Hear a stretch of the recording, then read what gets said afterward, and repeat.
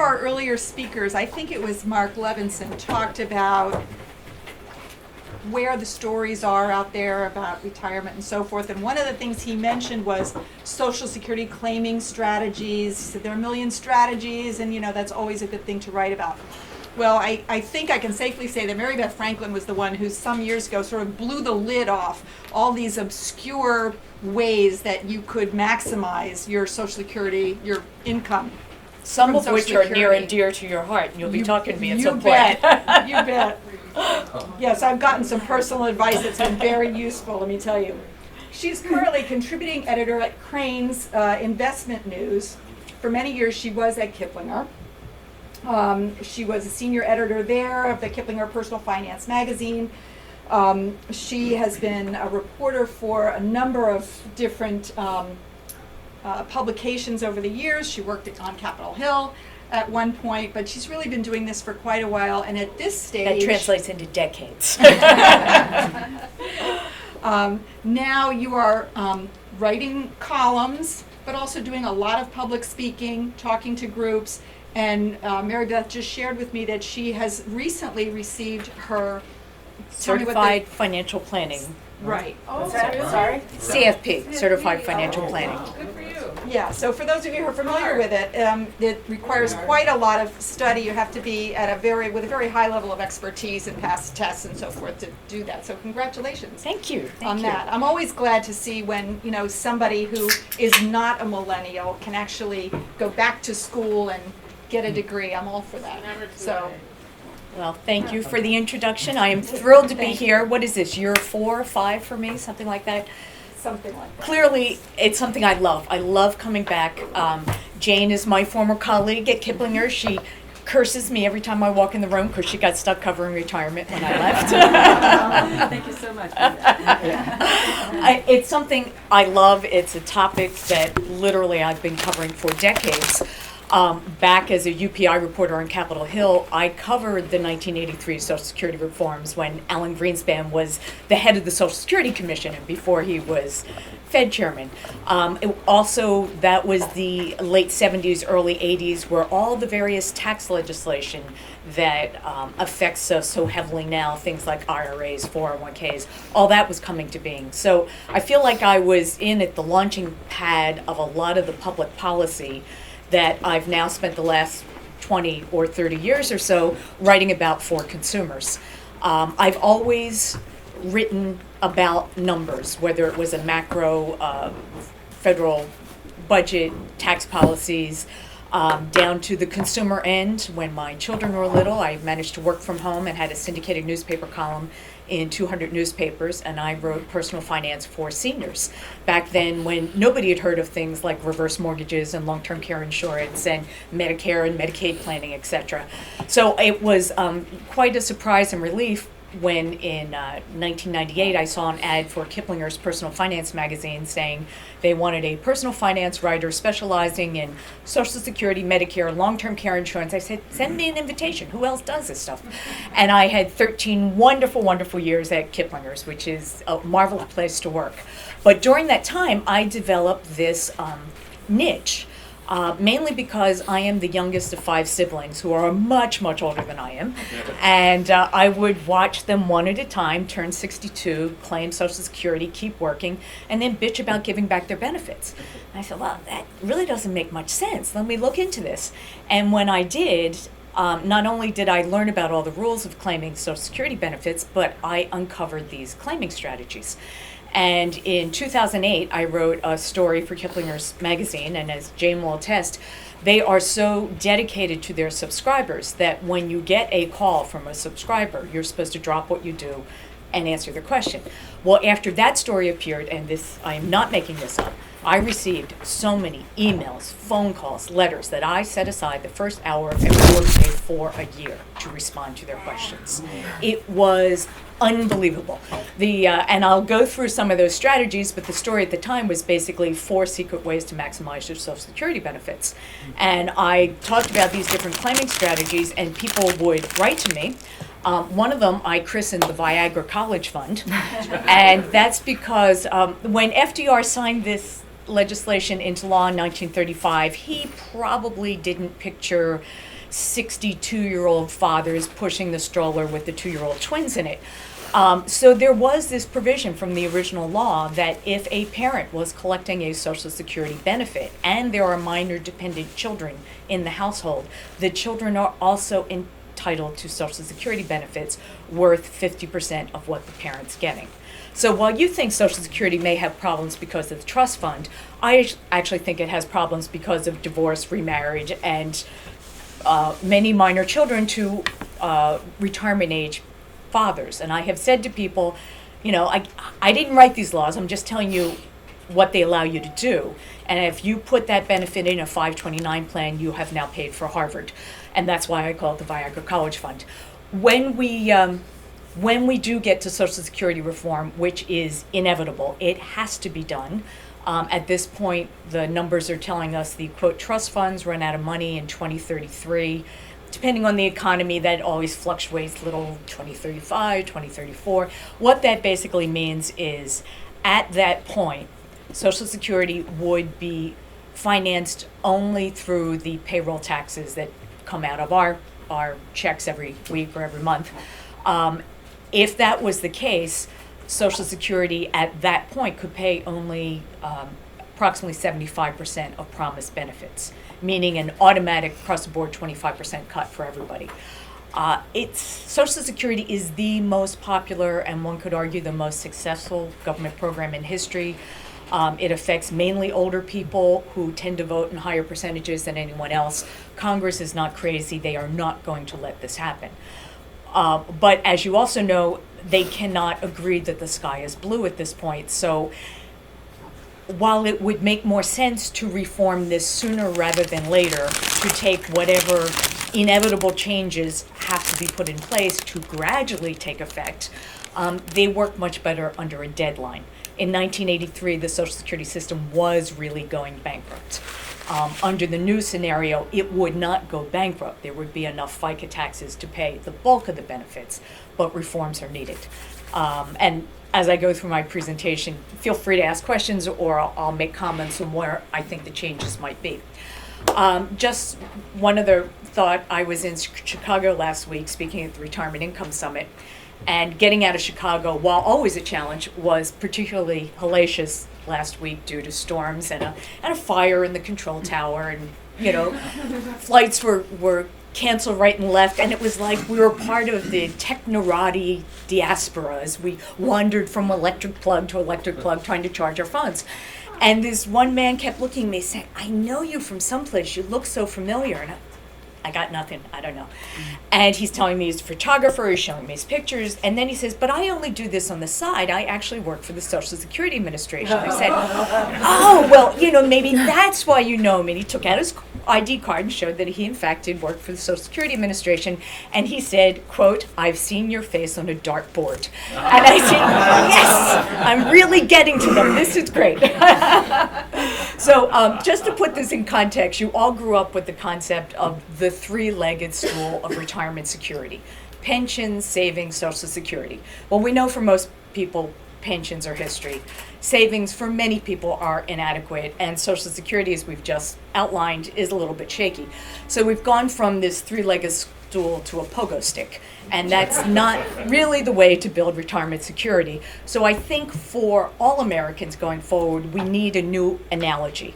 And you're part of the cultural conversation that will put this analogy into Americans' mindset. ICI, the Investment Company Institute, with some really good research, came up with this a year or two ago of replacing the three-legged stool with the pyramid of retirement security. And I think this is really a valid analogy. The majority of Americans will have access to Social Security, and despite long-term financial problems, it is still, for many people, the only source of guaranteed cost of living adjusted benefits that will last the rest of their lives, no matter how long they live. It's essentially personal pension. So if you imagine your pyramid with Social Security on the bottom, broad base for virtually everybody. On top of that, depending who you talk to, I would argue that IRAs, 401ks would be layered on top of that.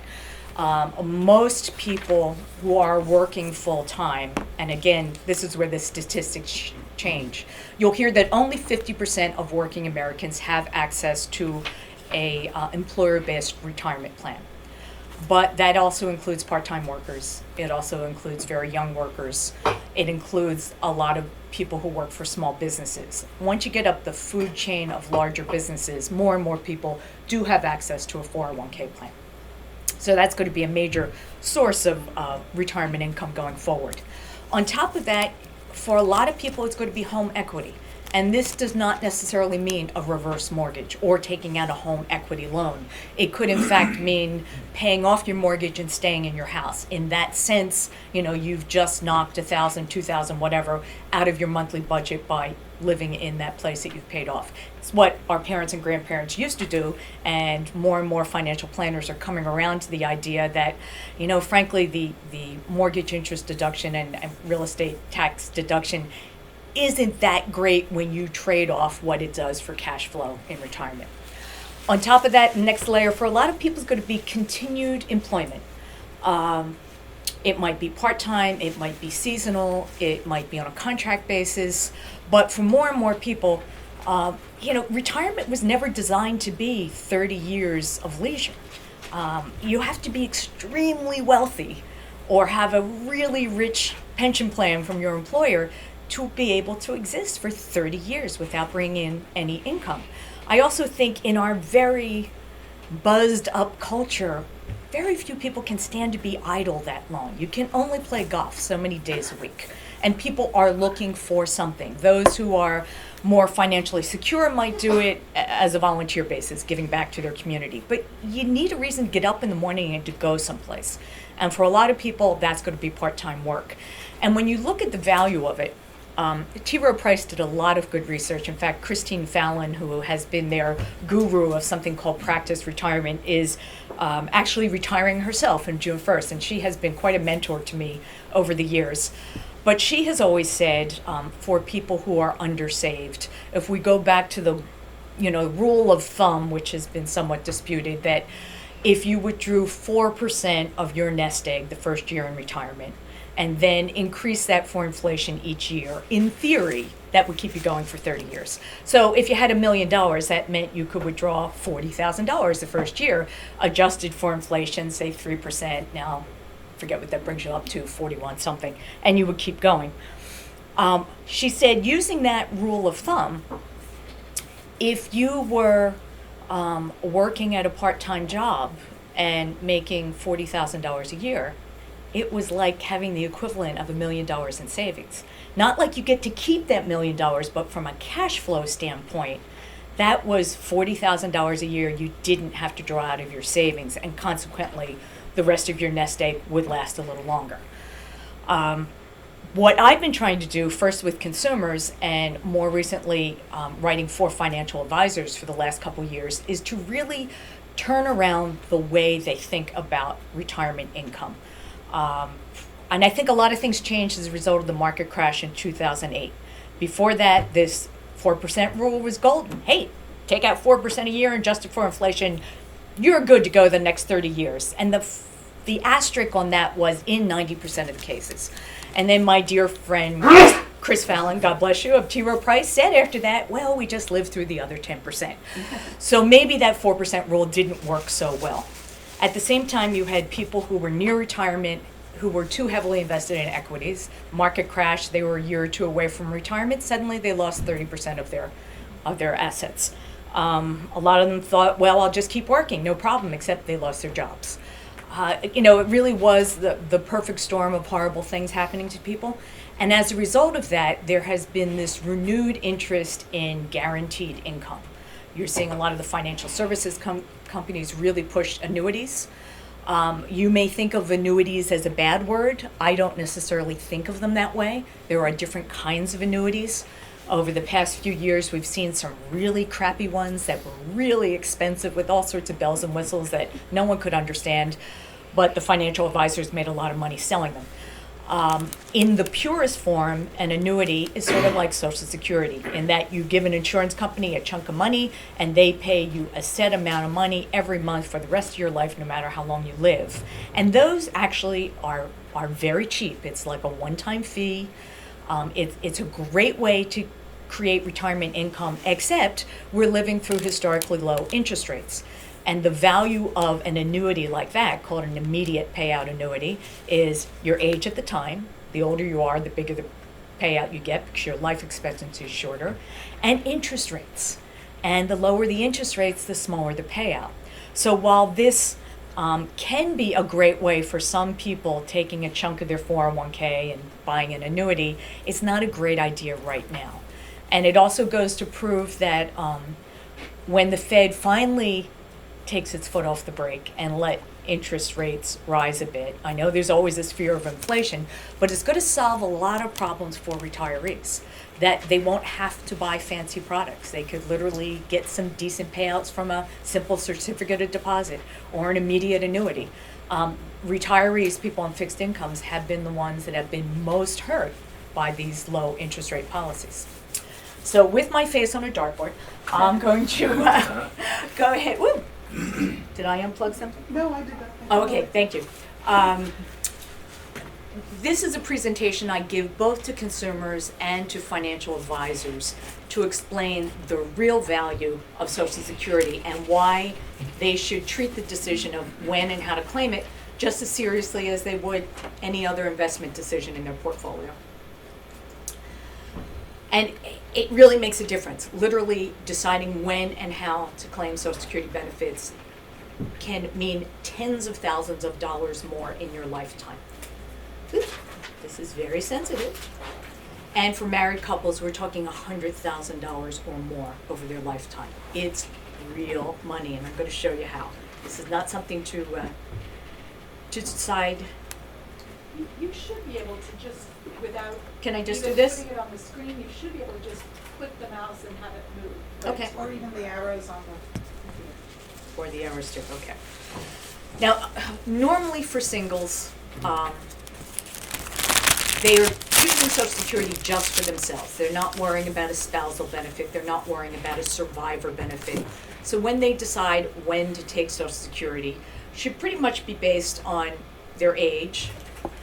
You can get benefits reduced as early as 62, reduced for the rest of your life, or their full retirement age, currently 66, 100% of your promised benefits, or delaying it up until age 70, where you get this incredible bonus of 8% per year for every year you delay past your normal retirement age up until age 70. So if your normal retirement age is 66 and you wait till 70, you get 132% of your base benefit. Let's say you're supposed to get $2,000 a month, you wait till 70, you get $2,640 a month going forward, and then each year that is increased for cost of living adjustments. So it's really pretty significant. But for singles, they generally didn't have to worry about, what's going to happen to my spouse, whatever. They just had to say, am I healthy enough? Am I still working? What am I going to do? Because as I tell all my audiences, the idea of delaying Social Security benefits until they're worth more later, you have to be present to win. If you're sick, if you're a heavy smoker, if you've got health problems, you're not somebody who wants to delay, because the benefits pretty much die with you if you're single. Let's see if we can do it this way. Now, as I just mentioned, your age matters. 62 is the earliest you can get benefits, but they're permanently reduced by 25% or more if you're born in 1954 or sooner. If you're born afterwards, millennials, your full retirement age is 67. And that also means you don't get a 32% bump if you wait till 70, you get a 24% bump. So it's not quite as attractive going forward for younger people than it is for current and near retirees. Mm-hmm. Wait till 66, you get your full benefit, 70, you get this big bump. This shows you your birth year. Find yourself here and you'll find out what your full retirement age is. And this is what I like to call 66, current retirement age, is your magic number for 3 reasons. You get this full benefit that I mentioned. You get to exercise these creative claiming strategies that I'm going to explain to you. And you also avoid losing benefits to the earnings cap. As I mentioned, my older siblings all collected early, not realizing they'd have to give money back if they kept working. So these three reasons is why 66 is the magic age, and if your full retirement age is older than 66, so is your magic age. Now, the earnings cap, really confusing, but essentially what it means is if you collect Social Security benefits and continue to work, you will lose benefits if you earn more than a certain annual cap. And right now, you can see it's a minuscule $15,480. Once you hit that level, Social Security will withhold benefits. They'll withhold $1 in benefits for every 2 over this limit. Essentially, that means if you're making about $45,000 a year or more, it all goes away. So why bother collecting? Now, a lot of people will say, well, it's not gone forever, it's just deferred, and when you get to your full retirement age, they're going to give it back to you. They're going to recalculate. Yes, that's true, but in the meantime, if you collect early, not only are you giving these benefits back, but you've also forfeited the chance to use some of these creative claiming strategies that could mean a whole lot more money to you. So, number one, if you plan to keep working, don't collect before full retirement age. It just doesn't make sense. There are exceptions. As I said, you must be present to win. So, if you're in poor health and not likely to make it to your normal life expectancy, collect early. If you're not working and you need the money, collect early. That's what it's there for. The really sad part of these claiming strategies is that the people who really need the money are often the ones who can't afford to wait to collect benefits. They may have lost jobs, they're under full retirement age, they don't have any other assets. I have been criticized for telling financial advisors who tend to have more affluent clients of how to maximize their benefits. At the same time, from a trust fund standpoint, Social Security is, they don't come out too badly in this because if you keep working, you're still paying taxes. And it's like roulette. You may or may not live beyond the break-even point. And if you lose, Social Security wins, and everybody else does too. Married couples, they have the most flexibility. And I'm not suggesting everybody should wait until the ultimate age 70 to collect. In many cases, married couples, it makes sense for one to collect early and one to collect later. And I divide married couples into 3 profiles to show you how it works. And I'll tell you these magic strategies. And here's a really important fact to remember. A spousal benefit. Now, I should back up and say, you are entitled to a Social Security benefit if you have worked long enough to earn sufficient credits or quarters. It's essentially 40 quarters or 10 years spread out over your lifetime. At that point, you're eligible for benefits. But if you've never worked a day in your life and you're married to someone who is eligible for benefits, you too are eligible for benefits just by the fact that you're married. This goes back to 1935. It's an Aussie-inherited environment. The husband's working, the wife is at home. This was protecting the spouse. So a spousal benefit, and the other really important key is the amount of benefits, whether they're reduced or not, is based on the age of the person who's collecting them. So a spousal benefit is worth half of the worker's benefit if the spouse collects it at her full retirement age. I'm using 66 as an example. She gets 50%. She can collect as early as 62, but it's going to be reduced. In that case, she's going to get 35% and gradual in between. Survivor benefits, on the other hand, are worth 100% of what the deceased worker was collecting or eligible to collect at time of death.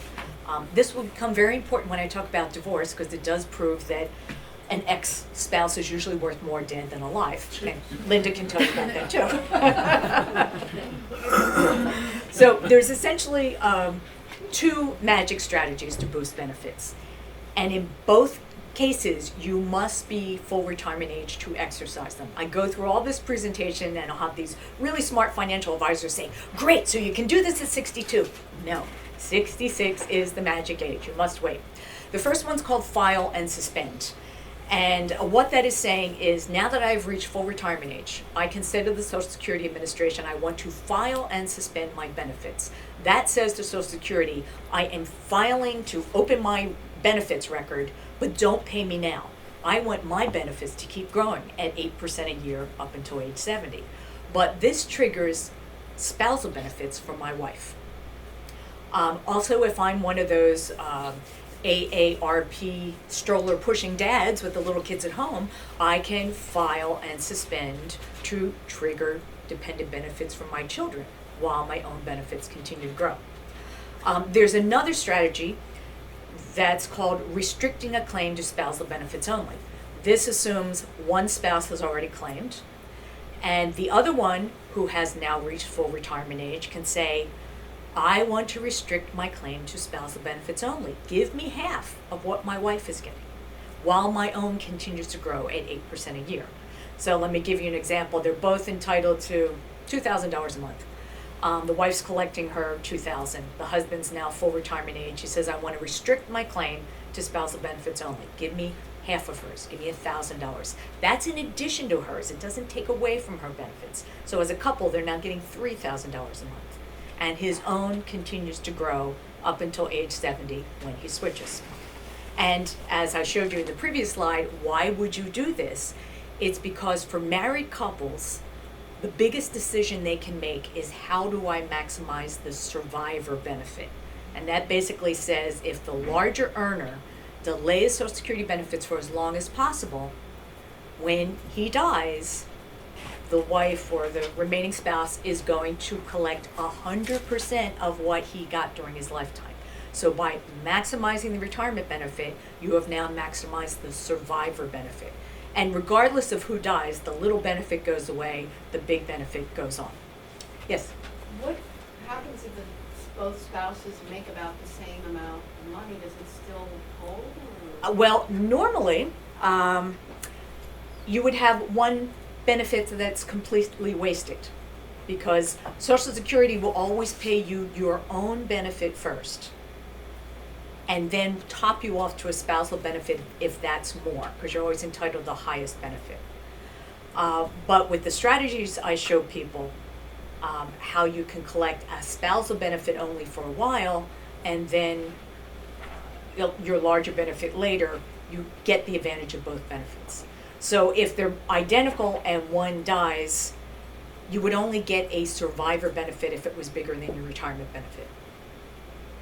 But in between, you've maximized your income for X amount of years. As I mentioned, this bonus for waiting is 8% a year. And this is the other reason there's so much interest in these strategies. When I first started covering Social Security in 1983, the bonus for waiting was 3.5% a year, at a time when interest rates were probably 3 times that high. So nobody waited. Why would you?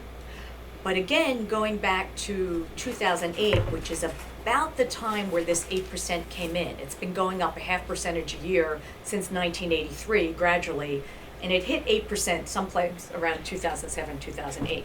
So now you've got a market collapse. People are scared of the stock market. They want guarantees. You've got the silver tsunami of the baby boomer hitting retirement age, and suddenly you've got 8% a year guaranteed, risk-free, where your bank account is paying less than 0.5%.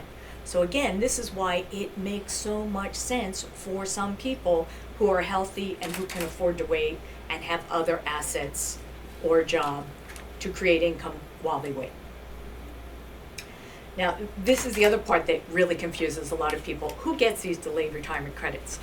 They only apply to the worker's benefit, the one who is actually delaying benefits. They won't increase a spousal benefit. For example, I've told you a spousal benefit is 50% of the worker's benefit if she collects it at full retirement age. If the worker delays till 70, he's now getting 132% of his benefit. The spousal benefit does not go up to a half of that larger amount. It's always based half of the full retirement age benefit. But if he dies, the survivor benefit is 100% of what he got, including those delayed retirement credits. So that's why that strategy of maximizing the higher earners' benefits translates into higher retirement income now and higher survivor benefits later. So, lesson number 2, creating the largest possible benefit for the surviving spouse should be the main goal for most married couples. And this is another thing people don't understand. Survivor benefits and retirement benefits are 2 different pots of money. You can collect one first and switch to the other later if that would result in a bigger benefit. I can give you 2 different scenarios. And I'll use my sister-in-law. My brother died a few years ago, and she turned 62 last year and said, so what should I do? I'm old enough to get retirement benefits, but they're a lot smaller than your brother's benefits were. And she was working part-time as a real estate agent. And I said, well, the bigger benefit here is the survivor benefit. And the full survivor benefit kicks in when you're 66, and now you're only 62. And you're making a little bit of money, not a whole lot, and you have your own retirement benefit. Go ahead at 62 and claim your reduced retirement benefits now. It's giving you a little bit of money. You're not making that much more over the earnings cap that you're going to give it all away. And when you turn 66, switch to the survivor benefit, which at this point is going to be 100% of his benefit, and is going to give you a bigger benefit the rest of your life, because that larger amount is what the annual cost of living adjustments will be applied to. Now, in a different situation, you might have someone who, a widow who's making a really substantial salary. Doesn't make sense for her to claim early. She's going to be subject to the earnings cap. Once she gets to her full retirement age, earnings cap goes away.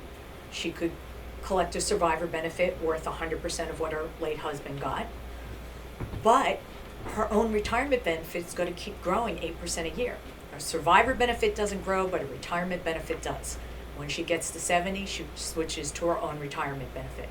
This is why I've really been trying to teach the financial advisor community, because these are not easy decisions. I do it all in my head. There are probably a dozen major software companies out there that create these scenarios for people. But it makes a huge difference in income and decisions. Okay, if we do this now, do you keep working? Are you going to tap your IRA? Where are you going to get the money from? And this is where I firmly believe that going forward, the financial advice community is really going to distinguish itself by helping people make retirement income decisions. Because frankly, while people don't save enough for retirement, it's not brain surgery. It's save as much as you can, as soon as you can, for as long as you can, diversify or have a target date fund, and cross your fingers. It's pretty much everybody's on the same trajectory. When you get to the retirement income side, it's really hard. We go back to that pyramid. How much do you have in Social Security benefits? Are you married? Are you single? Are you divorced? Are you widowed? Are you taking care of an elderly parent? Do you have a boomerang kid in your basement? Do you have a pension? All these pieces have to come together, and most people aren't equipped to do it themselves. And so I think the smart financial advisors are going to figure out how to deliver this retirement income package, because it's going to be not just how you draw down your assets, when you claim Social Security benefits. It's going to involve decisions on Medicare and Medigap. It's going to be this whole package. And the good ones are going to do a good job, and the other ones are going to get left in the dust. And I think we're also going to see a change in the way that financial advisors get paid, because you have some people that are paid on commission. You have some people that are fee only, that get a straight fee. It's usually done as a percentage of assets under management, AUM. But think about this. Assets under management is an incentive for both the advisor to keep growing your portfolio. You win, and they keep getting a bigger slice, that 1% of a bigger pie. If you're retired and every year you're drawing money out of that portfolio, it's going to get smaller. Probably no matter what that financial advisor does. I think the industry is going to have to come to grips with that and saying, how else can we get paid? Because where's my incentive as an advisor to keep working hard to get a smaller amount from your portfolio every year? So, it may be a flat fee, I don't know. Mary Beth, do you think that it's not a good idea to ask Social Security what you should do? Do they give you an objective answer, and do they know the answer? No and no. I wrote a piece a couple weeks ago talking about the brain drain at the Social Security Administration. There has been some fabulous people who have worked there over the years and who really knew what they were doing. I think they've lost 11,000 employees over the last 3 or 4 budget cycles just from attrition. They are not replacing them. And those who are filling the slots do not know these nuances. And you'll notice they're pushing more and more people to file online just because they're seeing this crush of boomers hitting retirement age, and they're trying to modernize the system. Well, filing online is good if you know what you're doing. But you have to know that if you want to restrict a claim to spousal benefits only, you have to fill in the remarks box. And if you want to file on Suspend, you have to put the date you're filing and then a separate date for when you want your benefits to begin. Nobody's going to tell you that. And increasingly, you're not going to have any other option. At this point, you can still call and make an appointment, depending where you live. You know, if you're in a big city, you're going to get to see someone face-to-face sooner than if you're in a rural area and you're traveling 2 hours to get the Social Security Administration. But I think eventually that face-to-face service is going to be reserved for appeals and that sort of thing. So the more we can tell consumers about what their rights are, and I think, I mean, we still have a majority of people claiming benefits as soon as they can. Some thinks, you know, it's my right, I'm going to grab it while I can. A lot of people truly believe Social Security is going to go bankrupt. They want to get their piece of the action while they can. I usually tell those people, since they generally think, you know, the government's out to get them, so I want to grab the money now. And I said, the government is happy to give you your money now because over your lifetime, they're going to pay you less. If you really want to screw them, hold out till 70 and you'll get a big chunk. And that usually makes them think things through. Oh, here's my favorite part. Collect on your ex. And I say that having been married 36 years, so it's, you know, it's not personal. But this is what I think is the most misunderstood benefit of Social Security, is that if you were married for at least 10 years, and are not currently married, you are entitled to the same Social Security benefits as if you still were. You're entitled to spousal benefits if your ex is alive. You're entitled to survivor benefits if your ex dies. Now remember, a spousal benefit is 50%, a survivor benefit is 100%, once again proving an ex is usually worth more dead than alive. But there's a better way to maximize benefits just as if you were still married.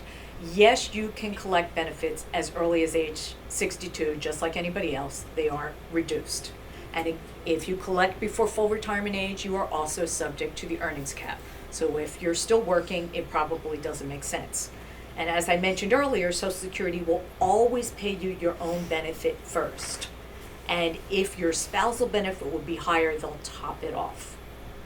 But if you wait till your full retirement age, we change the rules. There's the exceptions.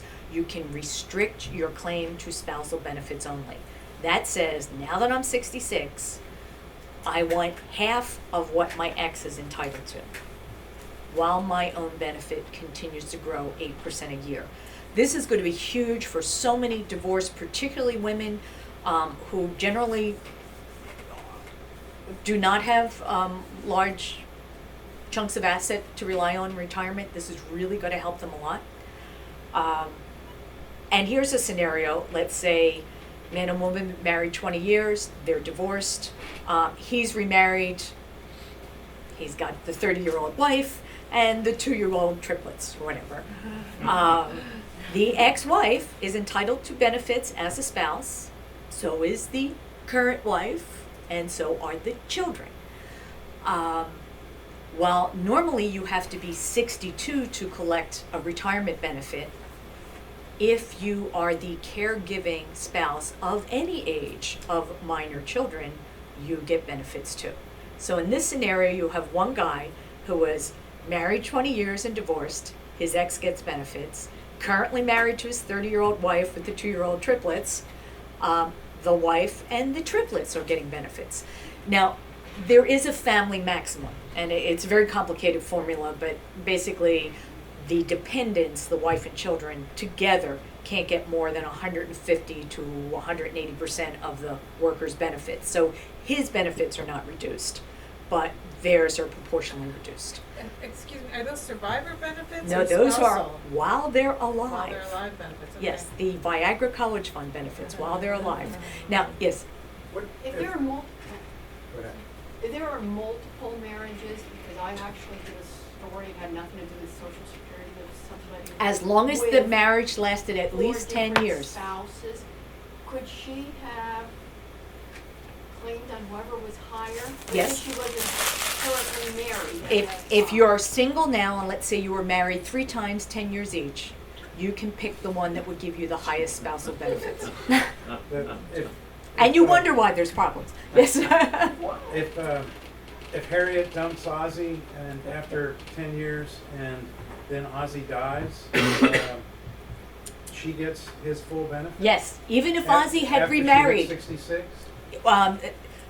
If Harriet dumps Ozzy, Ozzy remarries, later dies, Harriet and the current widow both get survivor benefits, and they don't share them, they each get 100%, assuming they are each at least 66. So they have to wait till 66? Right, now, a survivor benefit is available as early as age 60, compared to a retirement benefit that's 62. But at 60, you'd get 71.5% versus 100% at 66. And let's see, if you have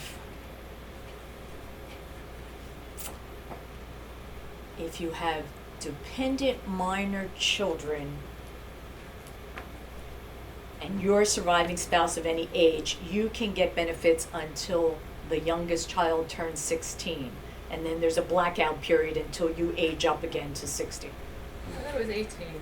It's 18 for the child, but for the caregiving spouse, the child is 16. There's now the if you've been married for 10 years and you didn't remarry, and then of course you can marry and then divorce, and as you just said, choose whatever. But isn't there like a 60? If you didn't remarry, but if you remarry after 60, To get a benefit as a divorced spouse, you must be currently single. If then you become a divorced surviving spouse, your ex has died, you've collected benefits, and you later remarry, you can keep the survivor benefits as long as you waited until 60 or later to remarry. But if you're later than 60 and you try to collect on the ex-spouse, you can't, and then you get married after that, you can still keep it then, right? Right, as long as you remarry after 60, but at that point, you can't ever get 2 benefits. If you're entitled to a benefit as a spouse of your new husband and a survivor benefit on your late ex-husband, you only get 1 benefit. But since a survivor benefit is 100% and a spousal is 50, the survivor benefit is probably going to be the bigger one. Yeah. Does all this apply to same-sex married couples now? Good question. It does now as a result of Supreme Court striking down Defense of Marriage Act in June 2013, the Social Security Administration now provides the same married benefits, i.e. spousal and survivor, to legally married same-sex couples who reside in a state that recognizes their marriage. It is under review by the Justice Department, and there's legislation introduced in the Hill last week that would, as they said, extend it to all same-sex legally married couples regardless of zip code. At the moment, I tell people who are legally married but living in a state, let's say they got married in New York and now they live in Virginia, where Virginia doesn't recognize their marriage, and their retirement age, I tell them to go ahead and file anyway. They're not entitled to benefits now. But if the Justice Department or Congress passes a rule, they will have established a filing date. No telling what they would do, but it's possible they might get retroactive benefits. If they're eligible for every other reason except because of the state they live in, they should go ahead and file and see what happens. Yes? So you said this is sort of under review. Do we have any idea, like a timeline for that? Nope, none whatsoever. Social Security was fairly fast after the Supreme Court decision. It was like within 2 or 3 months that they started issuing benefits. At the time, it was 13 states plus DC. Now we're up to 17 states and DC. So it's fluid. Okay, now let's say you claim benefits 6 months ago and you just heard me talk about all the advantages of delay, can you say, uh-oh, I didn't mean to do that? Actually, yes, you can. Within 12 months of first claiming benefits, you can say, gee, I changed my mind. You file Form 521, which allows you to withdraw your application for benefits. You pay back the money you have received. And if anyone else is receiving money on your record, including a spouse or dependent children, you have to pay back what they received. But then you start over again, no harm, no foul, later. When I first started writing this, which caused such a brouhaha at Kiplinger, there was no limit on how long before you could change your mind. So you would have people claiming benefits at 62 just because they could, figuring they'd never live till 70, and they'd get to 70 and say, shit, I'm 70. And they could change their mind, pay back everything they had received, and start over again at that 132% of their full retirement. It was the ultimate insurance policy. And, you know, people were paying back big chunks of money, often over $100,000. But I priced it out compared to a low price, cost of living adjusted immediate annuity from Vanguard, and it was 40% cheaper. Well, a lot of Kiplinger readers did this, and I think that's when they first created the dartboard for my face at the Social Security Administration, because in December 2010, they said, can't do that anymore. You have a 1-year limit for changing your mind and paying back benefits, and you can only do it once in your life. But there's another option. If you've missed the 12-month window,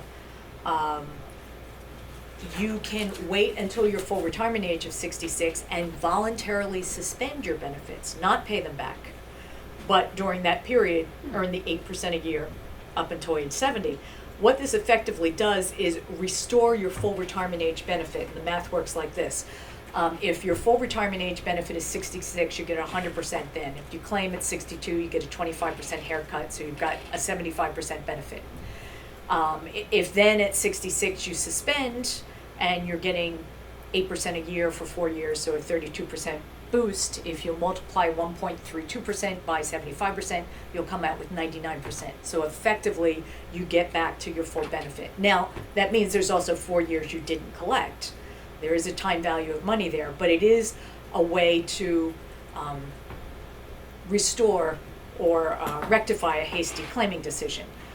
I don't recommend people do that as an intentional plan. You have some people say, well, you know, I'll just collect from 62 to 66 and bank it, and then I'll voluntarily suspend. Well, you might die in between, and now you've left your spouse with a smaller than expected survivor benefit. Some people choose to do that. It's a way of moving money around.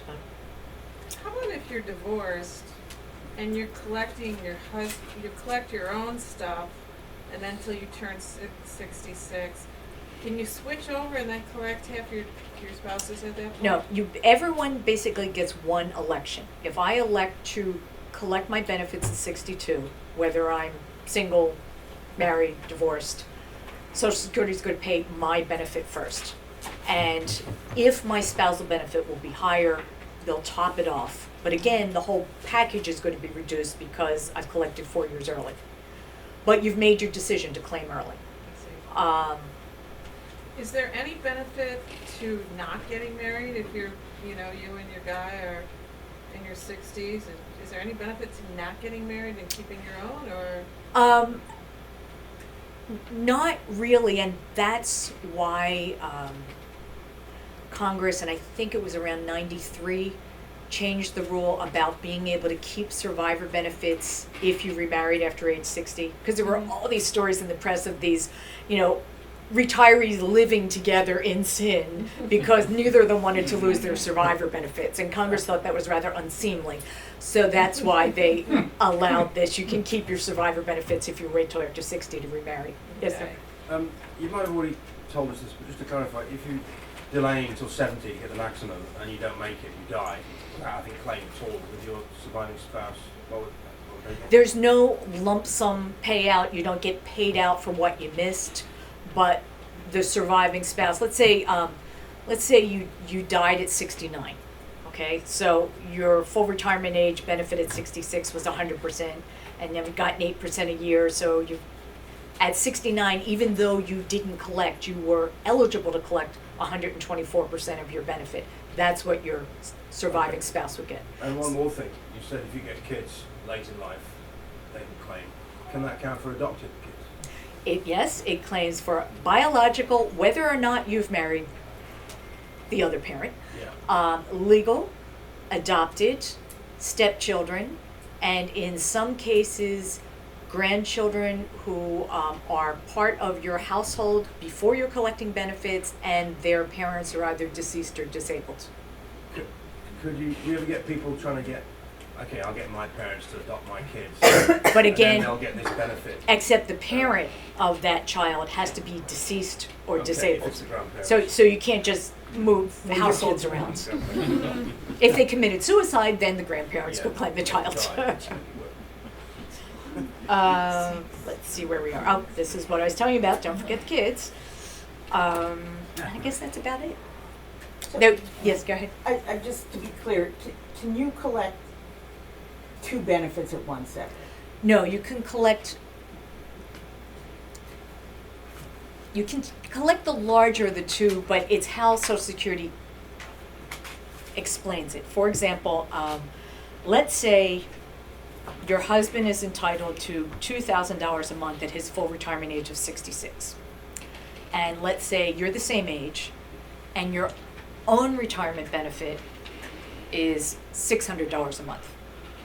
So you claim at 66, Social Security is going to pay your own retirement benefit first, 66, Right. and then they're going to top it up with another $400 because the spousal benefit is half of his. If his was 2,000, yours is 1,000. They pay you your 600 first, and then top it off with the difference. So technically, you're getting two benefits in that it's your retirement see. benefit and the spousal benefit. But if you had never worked, you would get the spousal benefit, and it would be $1,000 a month.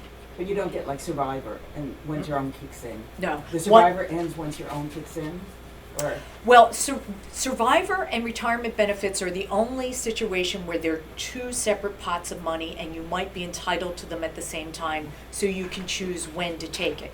But if, for example, let's say you've never worked, you're a spouse, you have a spousal benefit, your husband dies, your spousal benefit goes away because now you're a survivor. You have only the survivor benefit. But I know my husband was getting Survivor benefits because his father died young, and there was somehow from a parent rather than from the spouse. Right, because he was a dependent. But that would go away once you reach. Once he the turned age, 18. Right, okay. What it is now is dependent minor children are entitled to benefits until they're 18 or up to 19 if they're still in high school.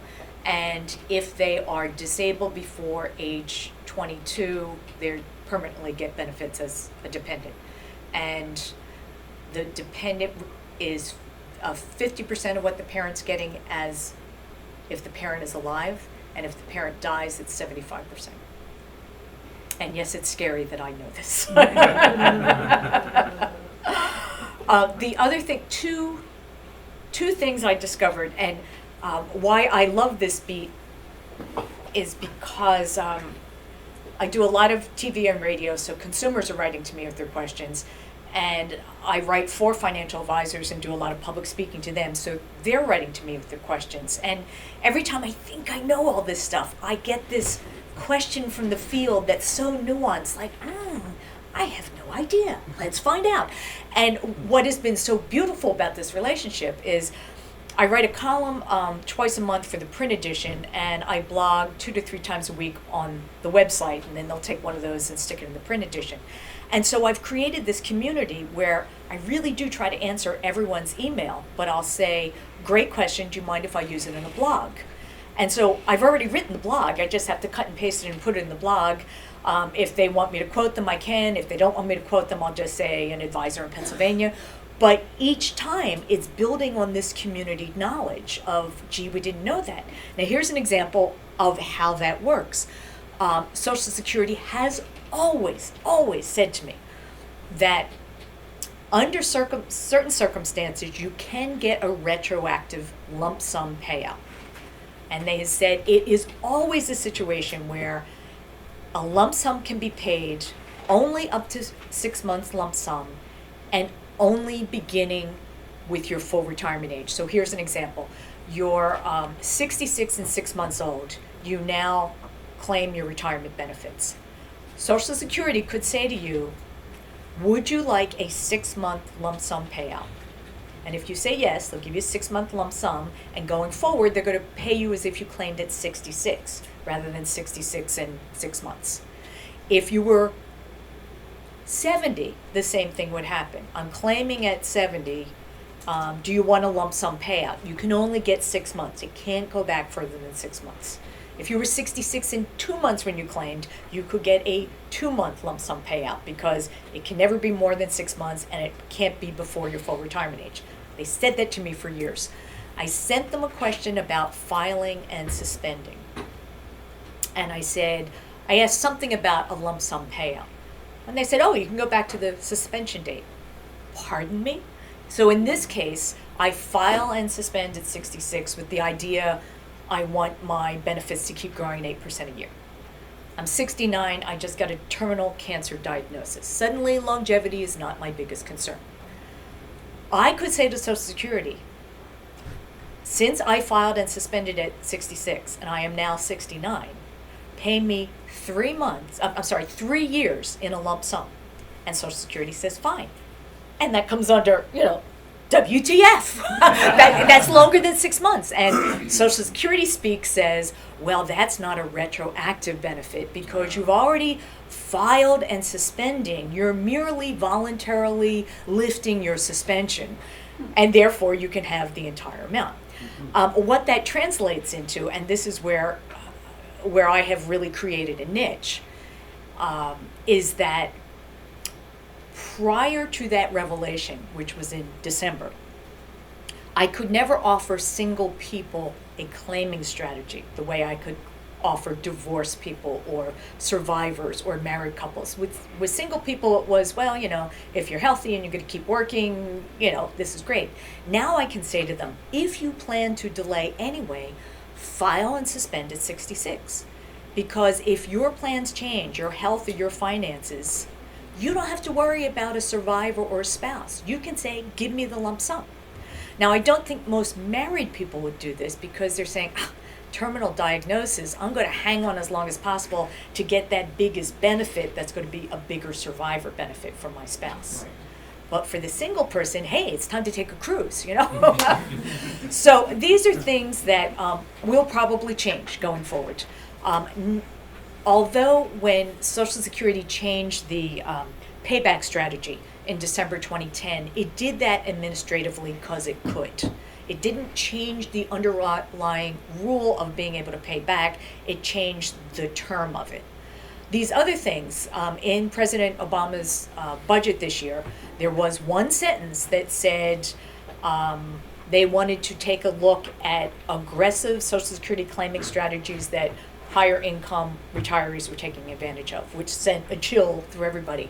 They cannot do that administratively. The concept of file and suspend was created in 2000 with the Senior Citizens Freedom to Work Act of 2000. It was created for a reason, a completely different reason, but it took an act of Congress to create it. It will take an act of Congress to change it. I don't see Congress doing anything with Social Security as a standalone basis. It's just also controversial. I think it will be part of Social Security reform.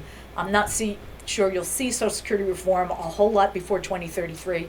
I think, there's been some talk of they need to tackle tax reform and Social Security reform on the same plateau because they're so interrelated, but I don't see that happening anytime soon.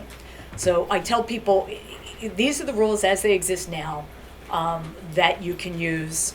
They may change going forward.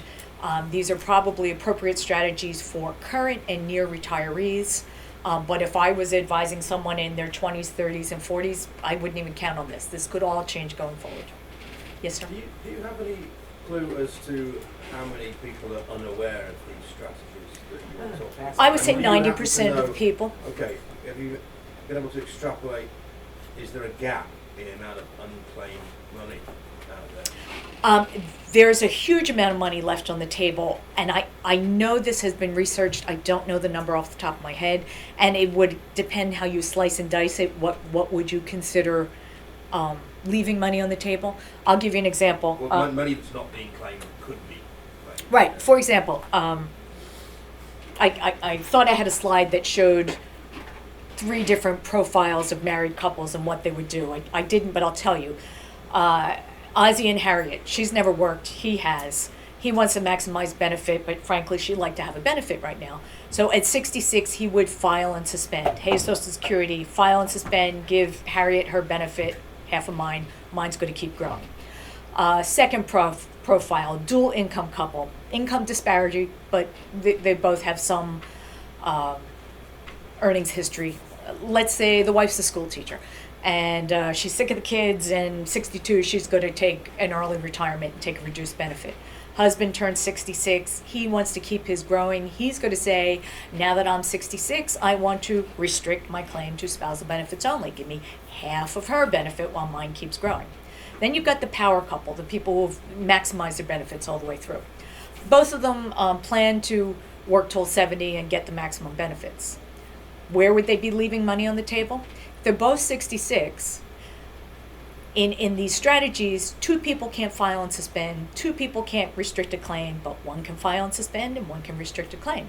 So in this situation, the couple at 66, let's say the husband files and suspends at 66, he gets nothing for 4 years. The wife says, I'm also 66, I want to restrict a claim to spousal benefits only. Give me half of what he's entitled to for the next 4 years. And at 70, we both switch. Let me show you how it works in numbers. They're both entitled to $2,000 a month at 66. He files and suspends and gets nothing. She restricts a claim to spousal benefits only. She gets $1,000 a month for the next 4 years. That's $48,000. At 70, they both switch to their maximum benefit, which is now worth $2,640 a month times 2 times 12. That's over $63,000 a year in guaranteed cost of living adjusted benefits. And that's why I tell financial advisors they have it all wrong. Social Security isn't the garnish, it's the meat and potatoes. They should use this as the claiming strategy and figure out how to make the rest of it work around it. So it looks like the next speaker is here. You have time. Oh, I do, This okay. neighbor is extremely prompt. So you've got time for more Yeah. questions, because you're really scheduled till 3:15, so. I had a question, kind of focusing on women, like if there were, is divorced women that, you mentioned a lot of people don't know, it's 90% of people, but divorced women, I would think, don't know this at all. They don't. A classic example, I was in the nail salon and I met this woman and we got to talking and she said, oh, I retired early. I was always a really good saver. And I said, oh, that's great. I love hearing about financially independent women. And she said, well, I was married for a while, but that didn't work out. And I said, well, how long were you married? She goes, oh, I was married about 15 years. I said, do you know that when you get to retirement age, you can claim benefits as an ex-spouse?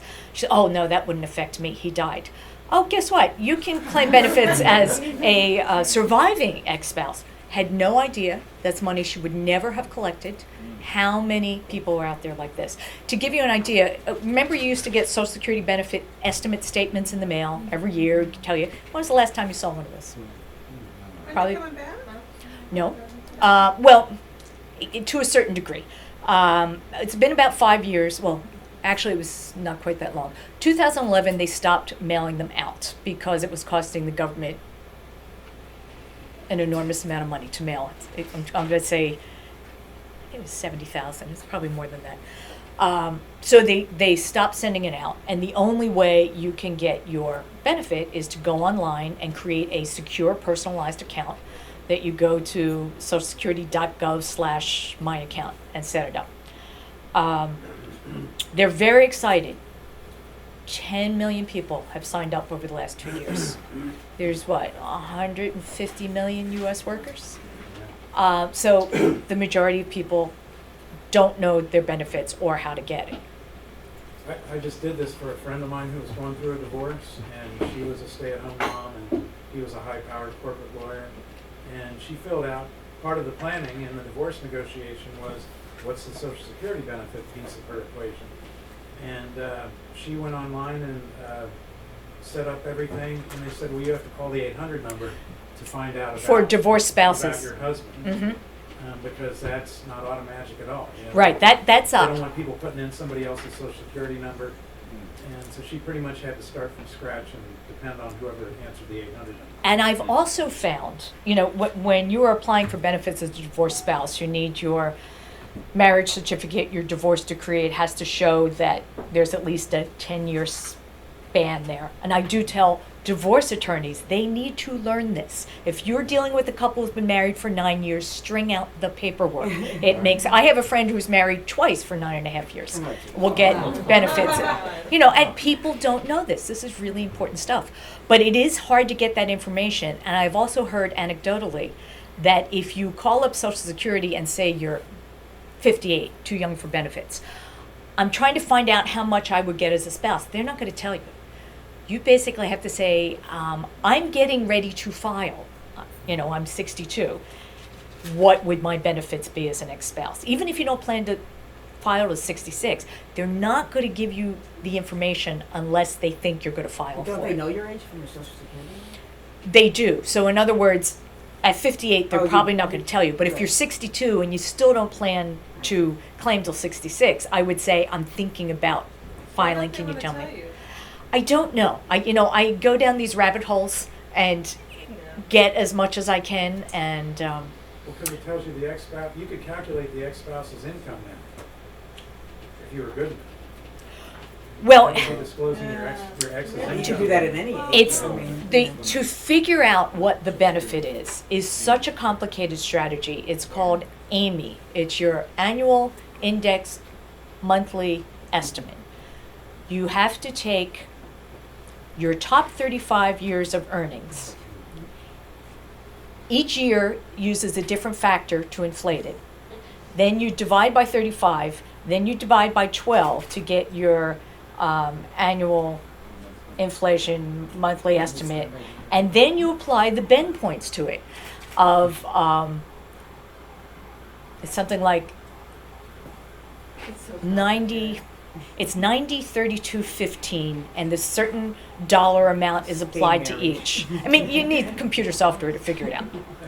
And basically the way Social Security works is it's progressive. So a lower earning worker, lifelong, is going to get a higher replacement amount. They're probably going to get about 45% of their average lifetime earnings in terms of Social Security benefits. But from a dollar amount, that's probably going to be less than a higher earner who's only getting maybe 25% of their average earnings, but in dollars they're getting the maximum amount, which is about $2,500 a month now. I'd like to go back to your comment earlier about you think that the whole advisory world is going to have to change its business model. So what should we be looking for asking of advisors, or what should we tell our readers to ask of their personal financial advisor to figure out how knowledgeable they are in this area? I've seen lots and lots of surveys over the last couple of years. This has become such a hot topic that consumers know there's better ways to claim Social Security, and they expect their advisors to know it. And I would say only about 10% of the advisors do know it. I would ask them to say, I want to talk to you about retirement. What do you know about Social Security? I am on the road probably twice a month teaching advisors this, hundreds of them at a time, that they now realize if they don't know this, people are going to take their money and go someplace else, because consumers think this is important and advisors should know it, and if they don't know it, they're going to take their money elsewhere. I'll tell you one quick story, wrap up. I was speaking to a high-end financial advisor practice in McLean, Virginia last year, where he had 300 clients and spouses, and the breakfast and the lunch and the speakers and the whole thing. And I was doing 2 back-to-back sessions with their clients talking about Social Security claiming strategies. And I gave everyone my email address, which you may have, by the way. It's mbfranklin@investmentnews.com. And I was explaining about this power couple that, you both wait till 70, but there's something you can do at 66. And this woman contacted me by email. She said, I was planning to wait till 70. My husband's already 70 and collecting. But after listening to you, I think I may be leaving money on the table. And I said, you absolutely are. You're 68 years old now. You should immediately file for a restricted claim for spousal benefits. collect half of your husband's, and the fact that you're over full retirement age, you should, in addition, request a lump sum payout at 6 months. She emailed me back and she said, checked with Social Security, this is absolutely right, thank you so much. Do you have the name of an advisor in this area who understands Social Security? So this is someone who met me at her advisor's event, realized she did not get the information she needed, and wanted to know, did I know of any other advisors? And I told them that. I without naming names, I said, I have heard from one of your clients who is asking for, they now have a full-time Social Security specialist on staff. How many different plans can there be through Social Security? I mean, one guy today said there's like 8,000 different. Oh, the claiming strategies? Yeah, claiming strategies. The math nerds will say, oh, one of them says there's 891 different strategies, and another one says, oh, no, when you take it exponentially, it's over 10,000 strategies. Frankly, there's three. You file and suspend, you restrict a claim, or you do a combo. And it's a variation. Where they get all those numbers from is on any given month when you have two spouses and multiply 8 years by 12. What's that? 96 months that each spouse could choose to claim, because you don't have to do this as a year, it's as a month. Right. And some of the programs will show, if you do it at 66 and 6 months, you'll get a little bit higher than 66 and 7 months, but really, they're selling software. Mary Beth, you're selling yourself short. What you need to do is publish a book. I just did, by the way. Oh. It's a booklet. It's written for financial advisors, but you can go to investmentnews.com/MBF ebook.